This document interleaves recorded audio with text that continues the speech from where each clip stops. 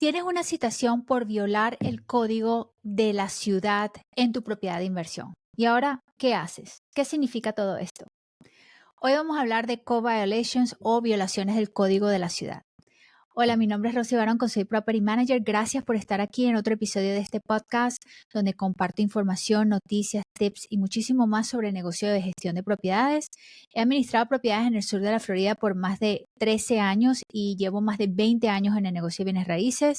He administrado más de 650 propiedades conjuntas. Tengo mucha experiencia en este campo y muchísimas gracias por estar aquí escuchando mi podcast. Te invito a que te suscribas si no lo has hecho, porque eso me ayuda a crear más contenido para el oyente, para ti, sobre negocios de gestión de propiedades. Hoy vamos a hablar de co-violations. ¿Qué es un co-violation o una violación del código de la ciudad prácticamente? ¿Y cuáles son los tipos? ¿Y qué pasa si tu inquilino te da una violación, llama a la ciudad y te da una violación de código en tu propiedad de inversión? ¿Cómo manejas ese tipo de situaciones? Bueno, vamos a arrancar con el concepto de qué es un co-violation. Un co-violation es una citación prácticamente de que estás violando una de las leyes establecidas por la ciudad o por el código de uso de la ciudad. Y hay varias categorías: mantenimiento, construcción, puede ser hasta el estacionamiento, etcétera. La más común que yo he visto o que encuentro es una situación de código, una violación del código de la ciudad por mantenimiento. Esa es la más común y generalmente la más fácil de solucionar. Una situación de este estilo quiere decir, por ejemplo, que la ciudad pasó por tu propiedad de inversión y la grama está más alta de lo requerido, o hay basura afuera, o el inquilino sacó unos muebles y los dejó afuera, o tiene algo afuera de la propiedad que no debería de tener, o está arreglando carros afuera de su propiedad. O sea, cualquier causa, cualquier situación que se presente que viole una de las situaciones o uno de los códigos de la ciudad. Nuevamente, por mantenimiento, esas son las más comunes. La propiedad no está bien mantenida, no está pintada bien, etcétera. El proceso es que la ciudad te va a dar una notificación a tu dirección legal bajo esa propiedad, y generalmente también la ponen en la propiedad, la pegan en la propiedad y te dicen que estás violando el código por esta razón, te dan la razón y te dicen generalmente cómo solucionar el problema, o por lo menos te dan una idea del problema y cuál sería la solución. También te incluye el teléfono y el nombre del inspector o la inspectora para que tú le puedas llamar y preguntar cómo puedes solucionar la situación. Ellos te van a dar un periodo de ciertos días para que tú arregles y soluciones el problema dependiendo de cuán tan grave sea el problema. Si es cortar la grama, generalmente te dan 10 días. Si es remover basura, también serán 10 días. Si es arreglar algo, de repente te dan 20 días, etcétera. Ellos tienen unas guías para darte cierto periodo para que tú puedas arreglar el problema. Si tú crees que tú no puedes arreglar el problema en ese periodo de tiempo por cualquier razón, tú puedes llamar al inspector y pedirle una prórroga de tiempo. Y generalmente, mientras tú te mantengas en contacto con la ciudad, estos problemas tienden a arreglarse fácilmente. Ellos tienden a ser generalmente flexibles con el tiempo, te pueden dar más tiempo para solucionar la situación, mientras que no vaya a causar problemas para las demás personas. Por ejemplo, que no sea una situación de salud que cause problemas para los inquilinos, o una situación de seguridad donde vaya a poner en peligro a los inquilinos o al público, etcétera. Entonces, ellos generalmente te dan cierto tiempo para que tú soluciones el problema. Si tú no puedes solucionar el problema en ese tiempo, o si tú no contactas a la ciudad o no haces nada al respecto, la ciudad puede ser que vuelva a darte otra prórroga más, como diciéndote que es la noticia final para que tú resoluciones el problema. Si no lo haces, entonces después te mandan a corte, donde te van a imponer multas diarias por hasta que tú arregles el problema, ¿no? Esas multas quedan generalmente con la propiedad, y si tú llegas a vender la propiedad en un futuro, vas a tener que pagar esas multas. Por eso es que es muy importante que tengas la dirección tuya en la propiedad, en el condado, que ellos sepan dónde enviarte una notificación, porque si la envían al lugar incorrecto y tú no sabes que esta notificación está pasando, que algo está pasando en tu propiedad, puede ser que pase el tiempo, adquieras multas y después tengas un problema mucho más grande en tus manos. Entonces, es importante siempre que tengas todo bien actualizado, uno, y que trates de trabajar con la ciudad para solucionar el problema. Dos, Yo he tenido muchísimas situaciones de código a través de mi carrera en administración de propiedades en 13 años, por muchas razones diferentes. Pero nuevamente, la más común es mantenimiento. Después, la segunda que he visto que es común es por construcción. O se hizo un trabajo que requería permiso, o se hizo alguna reparación que la ciudad ahora está requiriendo un permiso para hacer, o no se hizo correctamente, o el código puede haber cambiado y ahora te están diciendo que como reparaste, tienes que sacar un permiso nuevo. Entonces, son reparaciones que generalmente requieren un permiso con la ciudad para que ellos puedan inspeccionar el trabajo que estás haciendo. Nuevamente, la más común que he visto es personas que les gusta hacer cosas en la casa, cambiar cocinas, hacer baños nuevos, hacer cocinas nuevas, hacer cuartos donde no deberían de estar los cuartos, etcétera, etcétera. Hacer renovaciones sin sacar los permisos requeridos por la ciudad para que la ciudad pueda inspeccionar que las reparaciones o las renovaciones que se están haciendo son correctas, se están haciendo correctamente y que no están poniendo en peligro a las personas o a los inquilinos o que se están haciendo con los permisos o con los códigos correctos. He visto muchas situaciones de esto y me ha hecho muchas preguntas sobre, por ejemplo, compré una casa de 4 cuartos y 2 baños y la quiero separar y la quiero hacer un dúplex porque tiene una puerta de un lado y puedo separarla fácilmente y quiero hacer 2 cuartos un baño y 2 cuartos un baño. Ok, a menos que pases por la situación, por el proceso correcto a través de la ciudad para hacer esa división de la propiedad en 2 unidades. ¿Qué quiere decir eso? Que también deberías de tener 2 medidores eléctricos de luz, ¿ok? A menos que pases por todo ese proceso. Si no pasas por todo ese proceso y lo haces tú por tu cuenta y la ciudad después se da cuenta de que tú hiciste eso, puede ser que tengas una violación de código y la única opción sea o atravesar el proceso para dividir la propiedad en 2 o reverser todo y rentar esa propiedad como una sola unidad. Entonces, he visto mucho eso, sobre todo en el área donde yo ejerzo, que es el sur de la Florida, donde hay propiedades que llevan ahí de los 40, 50 algunas, y se han convertido en varias, fueron una casita y ahora son 3 o 4 casitas diferentes, las han dividido de varias formas diferentes. Pero si tienes mi regla, y esto es para el sur de la Florida, en la Florida en general y en muchos estados, pero mi regla es si hay un solo medidor de luz, es una sola unidad. Si tienes 2 medidores de luz, son 2 unidades. El agua no importa, es la luz lo que cuenta, por lo menos en el área donde yo ejerzo.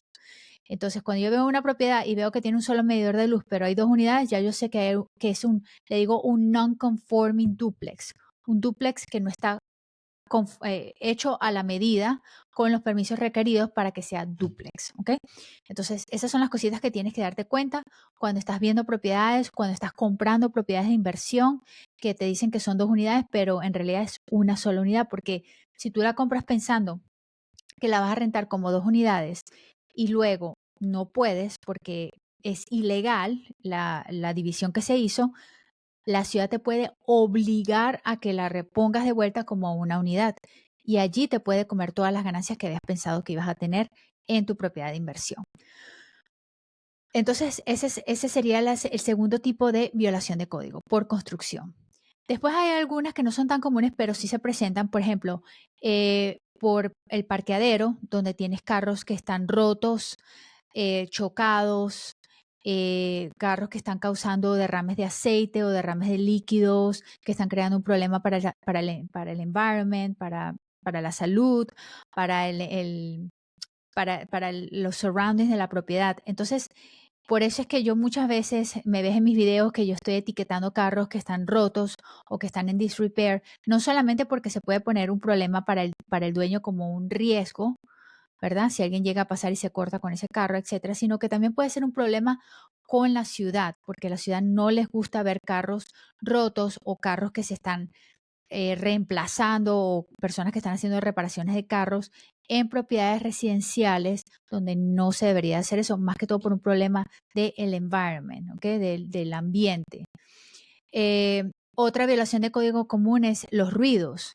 Si tienes un inquilino que está constantemente haciendo ruidos y está creando disturbance para las personas que viven alrededor, los vecinos, está causando problemas con los vecinos porque tiene fiestas todo el tiempo, no está adaptado a los horarios donde es permitido tener este tipo de situaciones. Generalmente en las ciudades, después de las 10 de la noche, después de las 11 de la noche, no puedes crear disturbances para causar problemas a los vecinos, ¿entiendes? Porque todos debemos de disfrutar nuestras casas en paz y con tranquilidad. Entonces, si tienes un vecino que está todo el tiempo haciendo fiestas hasta las 2, 3 de la mañana y a ti no te gusta, eso va a causar problemas con la ciudad.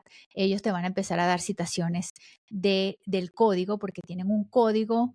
La ciudad tiene reglas diciéndote que no puedes tener ruido que disturbe a los vecinos entre tal hora y tal hora. Entonces, esas son las cositas que a veces ni los inversionistas entienden ni los inquilinos entienden, que no son los property managers, a veces es la ciudad también que está, los vecinos, ¿no? Que están teniendo problemas con este tipo de situaciones. Y bueno, obviamente la otra que es común es eh, por causa de salud o de seguridad. O sea, si tienes un inquilino que es un hoarder o si tienes reparaciones que no las estás haciendo a tiempo y están causando problemas de salud al inquilino. En el caso de la Florida es muy común por moho o por mold, donde tienes liqueos que no estás reparando bien o no estás reparando a tiempo y están creando ese problema de salud para el inquilino. Este tipo de situaciones son muy delicadas y no solamente porque pueden convertirse en problemas legales, pero se pueden convertir en un co-violation y tienes que atacarlas lo más rápido posible para preservar tu propiedad, para preservar tu inversión y para no tener este tipo de problemas, porque una vez que la ciudad se involucra, generalmente, en mi experiencia, todo escala. Entonces, cuando puedes resolver una situación fácil y rápidamente así con este tipo de sistema o con este tipo de reparación, cuando involucras a la ciudad, cuando la ciudad se involucra en el proceso, ya tienes que ir y hablar con el inspector, ya tienen que venir a ver, ya es muchas más otras implicaciones con algo que de repente podía haber sido sencillo.